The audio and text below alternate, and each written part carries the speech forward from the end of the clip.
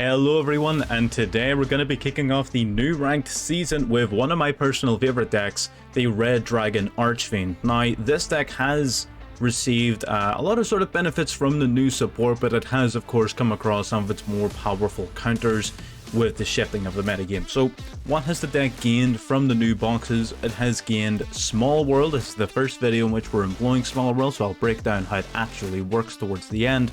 It took me a little bit of a minute to figure it out as well, but it's very straightforward once you know what you're reading.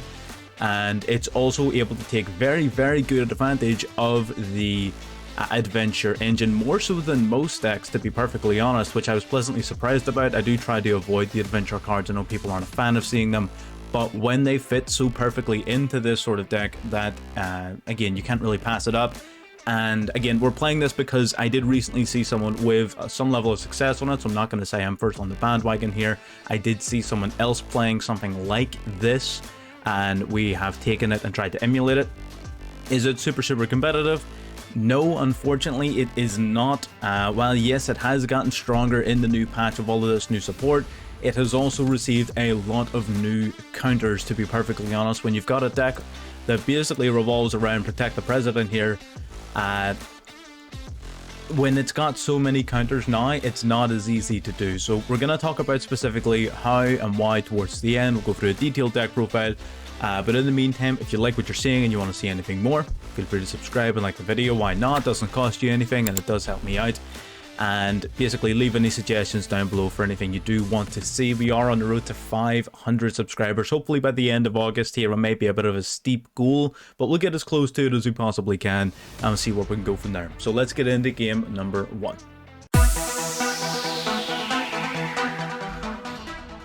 Alright, getting into game number 1. This is going to be a very entertaining one. Our opponent was playing a pretty cool deck. We're going to open up with Small World, banish Ascator and Max C to search for Crimson Resonator. Don't worry, I'll break down how that actually works at the end.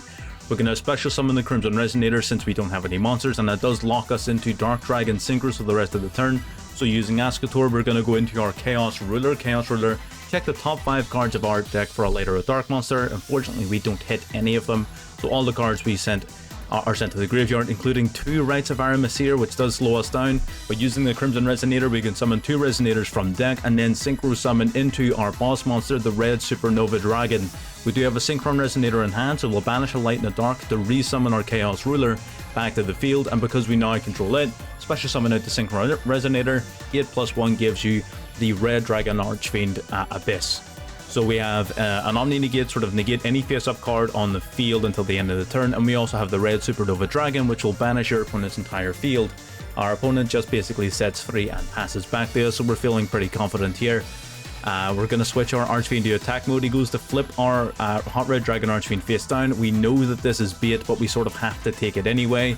Book of Moon flips us face down, and Compulsory Evacuation Device returns us to the extra deck. Of course, the Red Supernova Dragon cannot be destroyed by card effects, but it can be targeted and otherwise affected.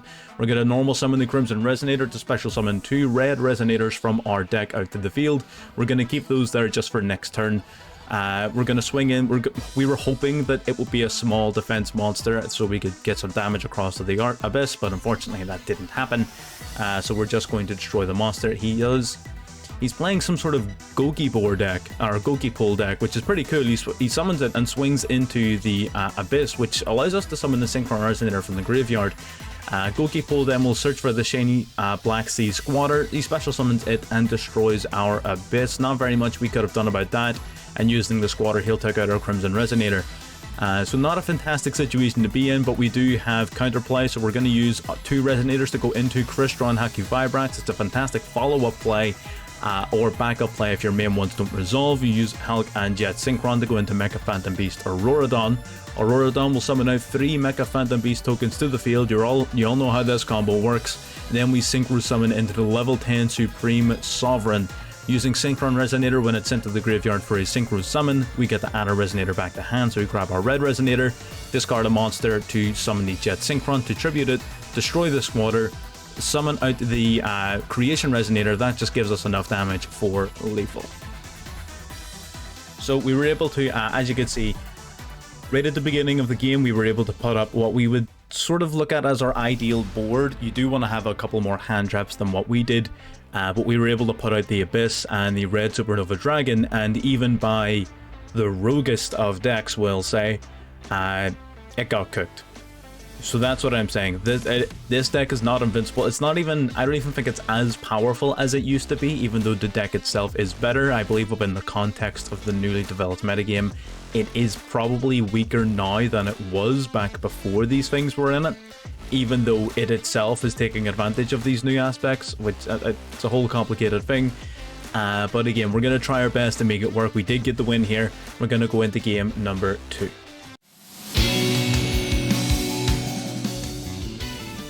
Alright, getting into game number 2, this is going to be a slightly longer one. We're going to summon out our Crimson Resonator and the Wandering King Wildwind to go into the Red Rising Dragon. The Red Rising Dragon will revive the Crimson Resonator from the graveyard. Crimson Resonator would summon 2 Resonators from the deck out to the field. Our opponent's smart enough to not let that happen, so they go for the Ash Blossom. That's fine, but we have not yet normal summon, that's important to know. So we're able to use the Rite of Aramasir to summon out our adventure token. We grab Fateful Adventure and normal summon to grab the Draco back from the deck. Our opponent hits us with Droll and Lockbird here though, that really does slow us down. We're going to go into the Chaos Ruler here just to pitch up a few cards to grave that may be useful at a later time. You do want to take at least decent advantage of your graveyard. We get a few more tuners in there, which is something. We're going to go into the Hot Red Dragon Archfiend Bane simply because it has bigger defense, and if we manage to keep it through the turn, we'll have a lot of follow-up we can work on. Our opponent Twin Twisters away our back row, which is fine, honestly, for the cost of the card being a -2 from him. Of course, the card he discarded was the Water Enchantress, so it wasn't really an effective cost whatsoever. He's going to go into the Rite of Aramasir himself. The Rite of Aramasir, of course, being one of the biggest counters to this deck, since innately it has a fashion of bouncing a monster with the Dracoback card that we're seeing on our field. He grabs his Griffin Rider. Griffin Rider will special summon itself out. We will have our Bane bounced back to the extra deck. He's able to swing into our token, his resist being destroyed since he has a Fateful Adventure. We take 2k to the face from the Griffin Rider, and we, with 1 card in hand, have to play through an Omni Negate. So we're going to Lightning Storm. It's going to force him to use his Griffin Rider to negate our card. He doesn't have much of a choice in the manner. So his Griffin Rider bounces back to deck. Now that frees us up to use some of our other plays. When we have the Wandering King Wildwind in grave, we can banish it to search for the Crimson Resonator, which of course now can special summon itself out to the field. Now using the Chaos Ruler, we banish a Light and Dark from the graveyard to summon itself back out to the field. Now we control a Dark Synchro Dragon monster. We can summon out 2 Resonators from the deck. We're going to go into the Hot Red Dragon Archfiend Abyss here using these 2, Synchron Resonator adding the Chain Resonator back to hand. Then we're going to go into the Hot Red Dragon Archfiend Bane. Then we'll summon the Chain Resonator. We can't use its effect thanks to the Rite of Aramasir. But we're going to tribute our Crimson Resonator. What that would have done is allowed us to summon the Abyss back from the graveyard, and we would have had basically quite a large board.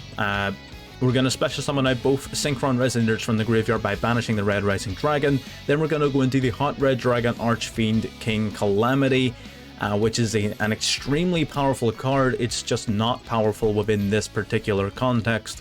Our Synchron Resonators are going to add a few of our Resonators from the grave back to hand, so we grab 2 Crimson just because, and that does come up. With the Calamity, it would prevent your opponent from activating card effects. Unfortunately, the Fateful Adventures effect is inherent and thus does not require activation, meaning we don't really get anything except 2000 damage across the line here. Our opponent still has their Draco back, so our King Calamity is once again gone to where it came from. He's able to grab the Griffin Rider once again. This deck simply really struggles with the grind game that the Adventure Engine brings against it, but it is something that normally the deck can also take advantage of.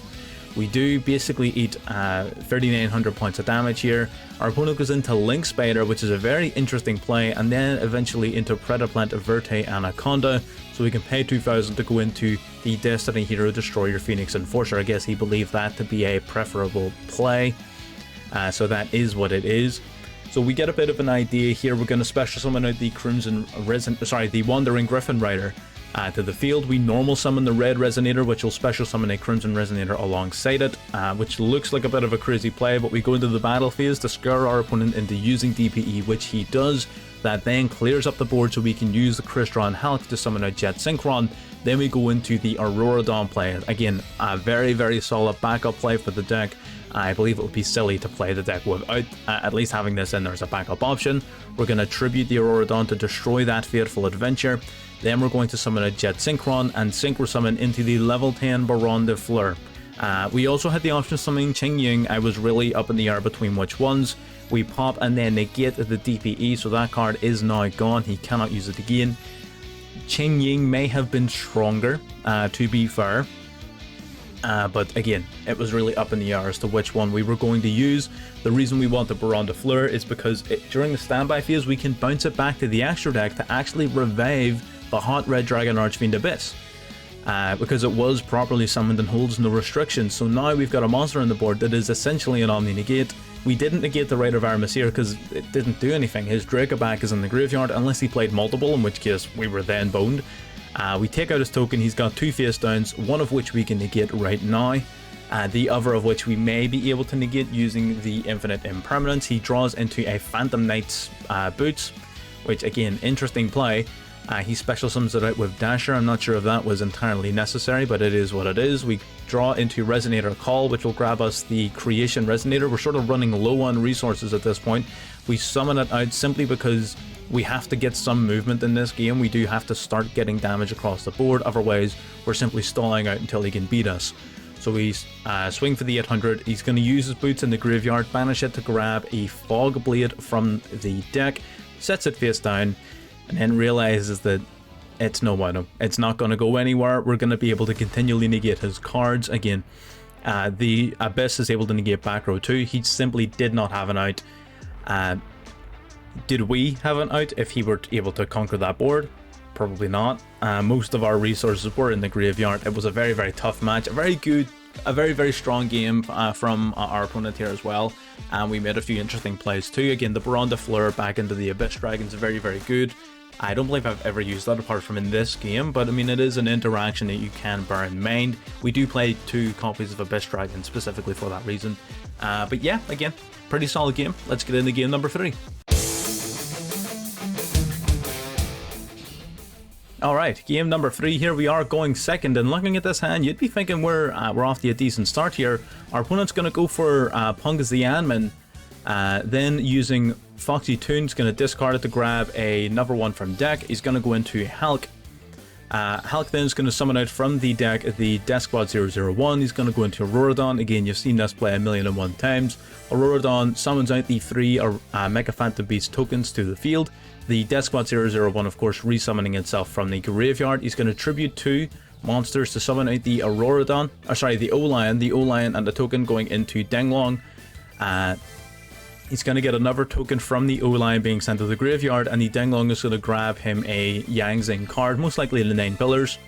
Or Jiao, of course, is always an option, I suppose. Denglong will then send Ashuna to the graveyard to boost its level to 7, then 7 plus 3 will give you Baron de Fleur. Denglong when sent to the grave will summon the Chi-Wen from the graveyard. Ashuna will banish itself to summon out the Vishuda from the deck, and then he's going to use those 2 to go into his Grandmaster. Grandmaster on summon will grab him the Long Wand from the deck. Using Grandmaster and the Chi-Wen, he goes into Xiaofeng. Now, most people are used to seeing the Xiaofeng summon off of Boxia, but don't forget, Chi-Wen is also a Yangzing monster, so we are still effectively locked out of light monsters. So do bear that in mind. He's going to go into the Long Wand. 6 plus 4 will give him his Qing Ying. So we're looking at Baron de Fleur, Qing Ying, Xiaofeng, 2 face down cards, and he's getting rid of the token here just to minimize. I'm not entirely sure why he got rid of the token, I'll be perfectly honest. Now, why are we showing off this game? Obviously this, you're looking at this, you're thinking that's going to be really difficult to break. And you'd be 100% right.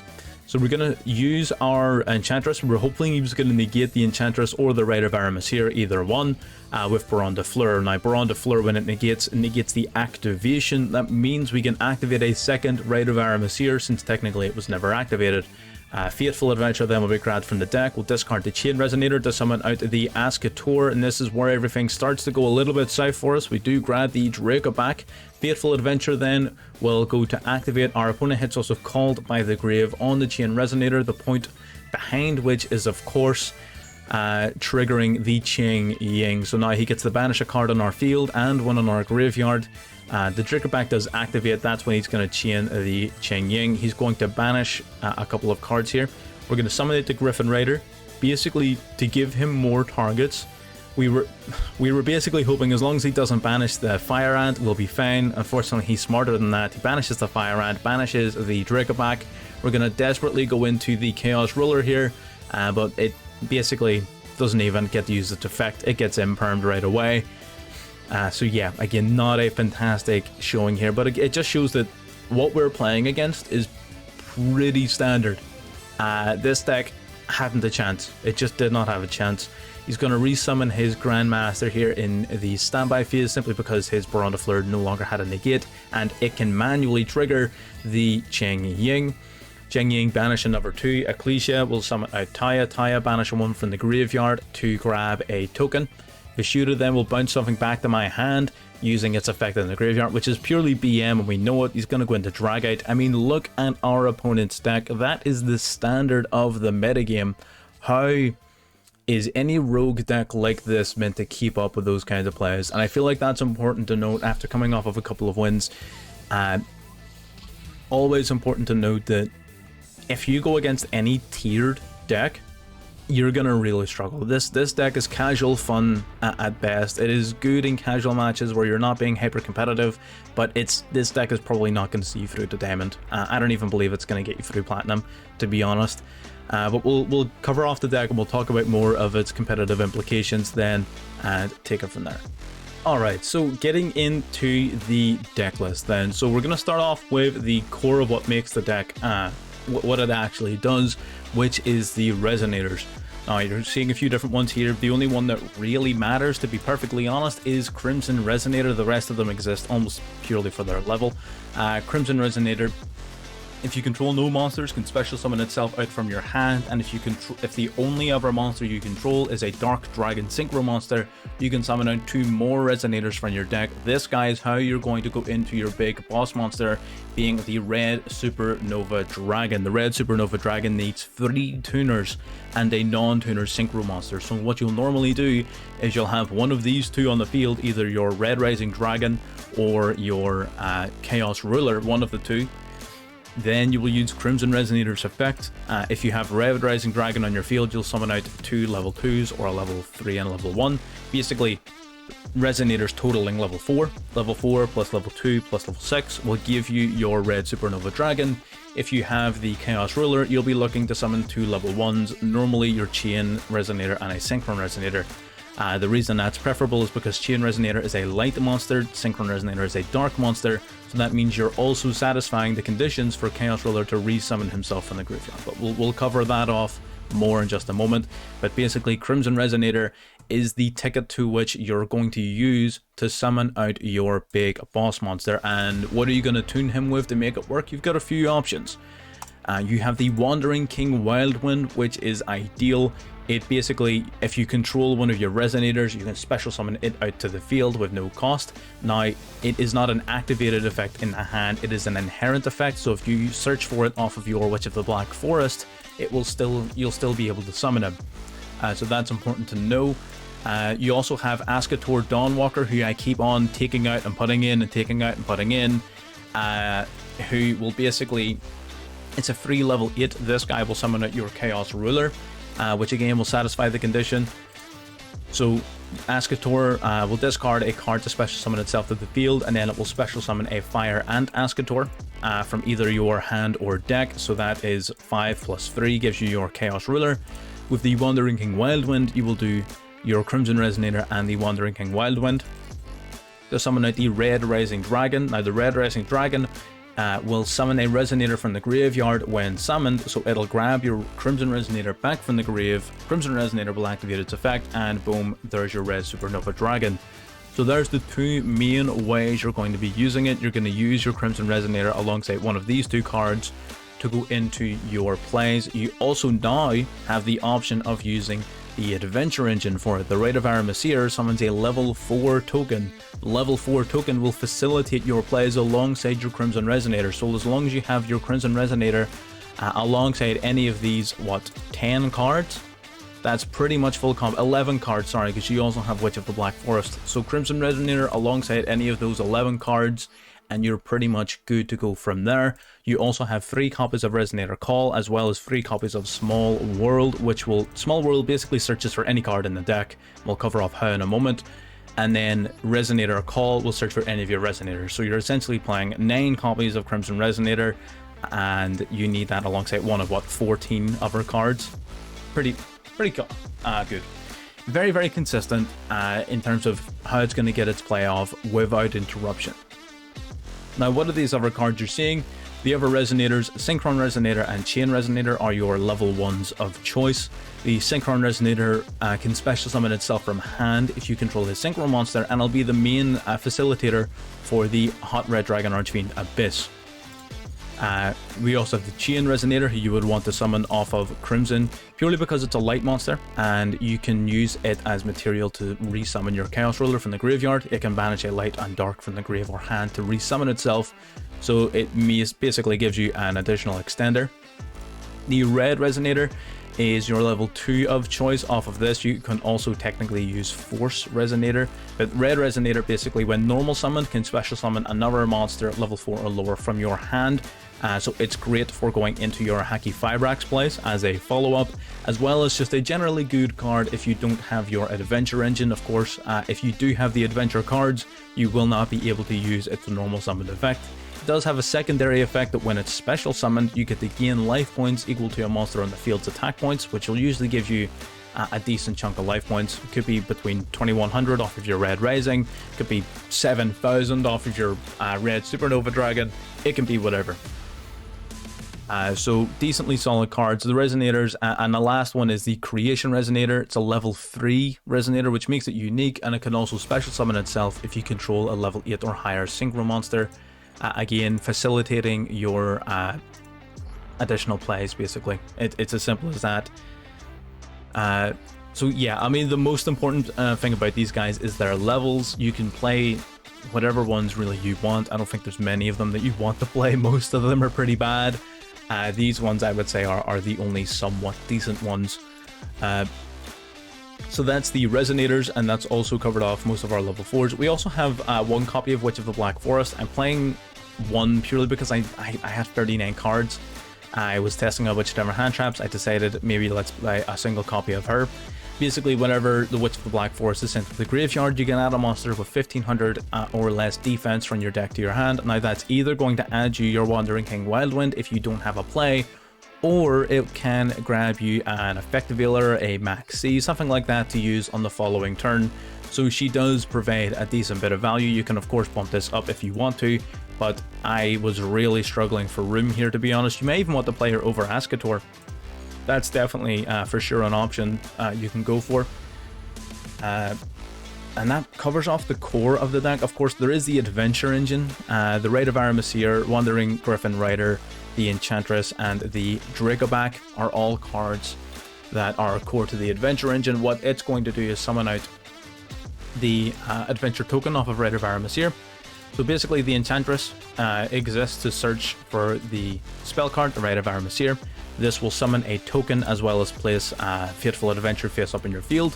Fateful Adventure will search for your Dracoback and your Wandering Griffin Rider, and basically set you up on a field where you have a token equipped with the Dracoback, which will return a card in your opponent's field back to hand, as well as a Griffin Rider, which will behave as an Omni Negate by shuffling itself back into the deck. So very, very solid, and that does not require any normal summons. It requires no investment or a card advantage, anything like that. It's almost entirely self-sufficient, which is really, really powerful. The only cost is that you cannot activate the effects of normal summoned monsters on the turn you activate Rite of Aramasir. The only one of those we would use is Red or Resonator. So honestly, we're not that worried about it. It doesn't really affect this deck, which is why I do like playing it. It has almost no interference with the core of how the deck functions, which you love to see. Dead simple. In terms of the tech cards, what are we playing? Double Effective Healer, double Max C, double Ash Blossom, triple Lightning Storm, which does come up a lot. So those are your tech cards.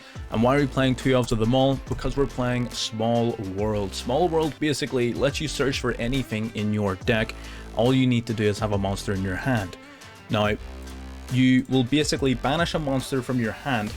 You choose a card in your deck that has one of these things in common with that card. Its type, attribute, level, attack, or defense, and it is one of those things. If it has 2 or more of those things, it will not work. That's the part that was tripping me up. So you need to bear that in mind. If it has the same type and attribute, then it's no bueno. It has to be one of those things in common. Then you search for a second card that has one of those things in common with the second card you've grabbed, and you add the third card to your hand. So basically you reveal one, search for look for a card in your deck that is something in common with it, and then you look through your deck for a card that's something in common with that card. A little bit confusing to explain, but in practice, trust me, it's dead simple. Use it a couple of times, pay attention to the text.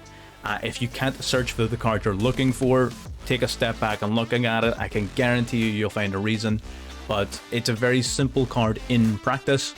It's just in theory, it sounds a little bit complicated. Triple Lightning Storm, because going second, you just, like, this deck can't do it. It does not have an innate ability to break boards. It simply does not happen. So the Lightning Storm is important. You can even play evenly massed. I was very tempted to play 3 of each. I just didn't want to sacrifice on the hand traps, the reason being that they were all fantastic targets for Small World.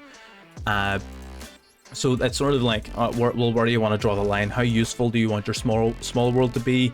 How consistent do you want your board breaking to be? You don't have room for everything in this deck, unfortunately, without maybe cutting out the Ascator, which I'm really back and forth on. That is entirely up to yourself. So that's the entire main deck. Now, what is the extra deck? Most of the extra deck is fairly straightforward. Samsara, we'll start off with, is here because it's level 5, and that is the only reason. It's a Dark Dragon level 5. Simple as that. Red Rising Dragon we have covered. It has 2 effects. The first one of which is the main one you'll be using. If you synchro summon it, you can pick a resonator in your graveyard and resummon that resonator. This is going to be one of the main ways of using your Crimson Resonator to summon the Red Supernova Dragon. So you will have your Crimson Resonator and a level 4 monster. It'll either be your Wandering King Wildwind, your Witch of the Black Forest, or your Adventure token. Crimson Resonator plus your level 4. 2 plus 4 gives you 6. Red Rising Dragon brings back your Crimson Resonator. Crimson Resonator grabs 2 more Resonators from your deck, totaling levels 4. 3 tuners plus your Red Rising into Supernova. So that's how that play works off of the Red Rising Dragon. You play 2 because it, well, 1, it isn't once per turn, which is nuts. And secondly, if you want to extend into that combo again, you'll obviously want to. You can play 3 if you want. I don't think 3 is necessary, and your extra deck is a little bit... It doesn't look tight because we're playing doubles, but trust me, it's a bit tight. It has a second effect where you can banish it from the graveyard to summon 2 level 1 Resonators from your grave. That does come up on occasion. You want to spam out your Synchron Resonators again. Totally valid play. Exploder Dragonwing is here because it's a level 7. That's it. You want to play any level 7 Dark Dragon Synchro you want, fit them in there. There's just not any good ones. So that's the one we picked to play. Plus, I mean, come on, it's like Jack Atlas's card. You know what I mean? Secondly, we've got the Chaos Ruler, the Chaotic Magical Dragon, the best level 8 Dark Dragon in the game. You can also play Scarlet Red Dragon Archfiend if you don't want to play 2 of this. Both of those are, of course, very, very valid cards. I just never found myself using the Scarlet Red Dragon Archfiend. The Chaotic Magical Dragon will basically on summon, check the top 5 cards of your deck. If there's a light or a dark among them, add it to your hand. Otherwise, send the rest to the graveyard. It can also resurrect itself by banishing a light and dark from the grave. That's why you're playing Chain and Synchron. Hot Red Dragon Archfiend, an Omni Negate summoned off of your Chaos Ruler. It will resummon itself back to the field. Level 8 plus any of your level 1 tuners will give you this guy. Bane, you can tribute a monster to resummon a Red Dragon Archfiend monster from the graveyard, normally resummoning your Abyss. Baron and Cheng Ying are primarily here to be summoned off of the Aurora Dawn and Hell combo, which will, I'll not talk about in detail, but that is why we're playing Jet Synchron. Hot Red Dragon Archfiend King Calamity is very powerful. Your opponent cannot activate cards for the rest of the turn when this guy is summoned, so very, very good at enabling final plays. And lastly, the big boss monster himself, the Red Supernova Dragon.